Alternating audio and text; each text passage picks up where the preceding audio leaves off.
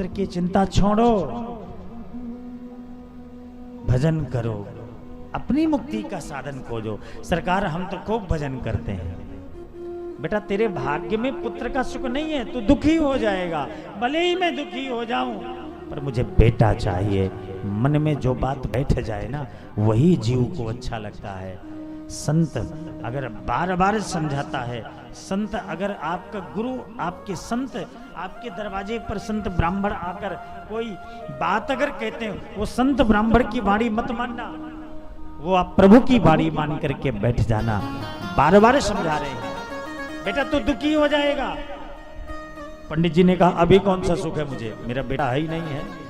मैं दूसरों के बेटों को देखता हूँ, मन में ईर्ष्या द्वेष की भावना होती है, मेरा भी छोरा होना चाहिए। याद रखना, बेटा उसी घर में होता है जिस घर में कर्ज पड़ा हुआ होता है, और जिसके बेटा नहीं होता केवल बेटी होती है, वो माता पिता के जीवन में कोई कर्ज नहीं होता है। इसलिए बेटी बन करके आती है, और बेटा जब होता है तो माता पिता का कर्ज होता है, तब बेटा बन करके आता है।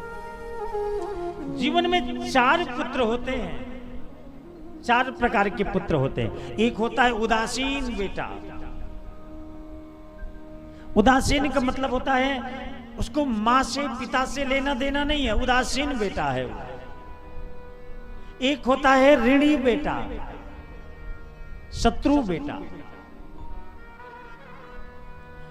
जो बीमार होकर के आपके घर पर पुत्र आता है, जन्म से लेकर के बीमारियों का कारण, जब तक आपका कर्ज, और ये कर्ज 1-2 जन्मों का नहीं होता, पता नहीं कई जन्मों के होते हैं।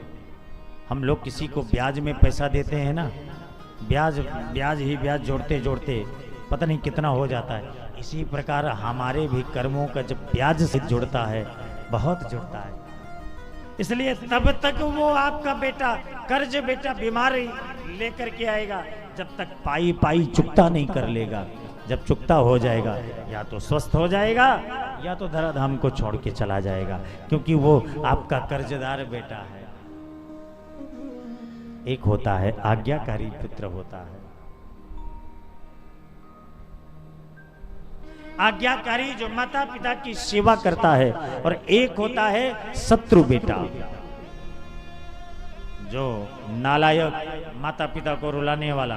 किसी जन्म में हमने रुलाया था, इसलिए आज वो हमारे घर में बेटा बन करके आया है, हमें रुला रहा है। इसलिए 4 प्रकार के जब बेटा होते हैं,